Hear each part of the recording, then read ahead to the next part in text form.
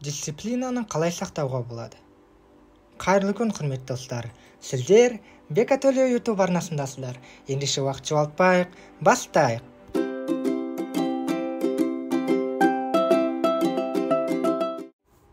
Бірінші, әрекетті таңдаңыз.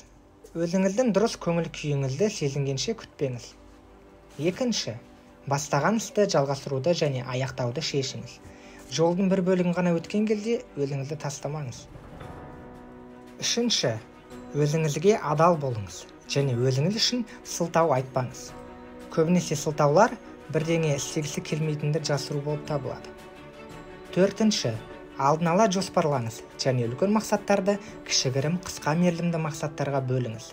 Оларды күнделікке жазып, әр күнде орындаңыз. Бесінші, алға қойған мақсаттарыңызға жеткенде өзіңізді қаншалықты жақсы сезінетініңізді еске түсіріңіз. Алтыншы, сондай-ақ болашақта ненің маңызды болатынын және дәл осы сәтте ғана пайдалы болып көрінетін нәрсені ажыратуды үйреніңіз. Жетінші, уақытты тек жейтін нәрсеге алаңдамауға тырысыңыз.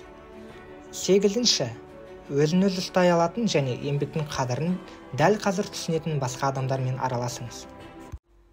Сонымен достарым, бүгінгі кезекті видеоролик өз мәресіне жетті. Егер видеода айтылған ақпарат пайдалы болса, лайк басып, астыға комментарийға өзіңіздің пікіріңізді жазып кетсеңіз болады.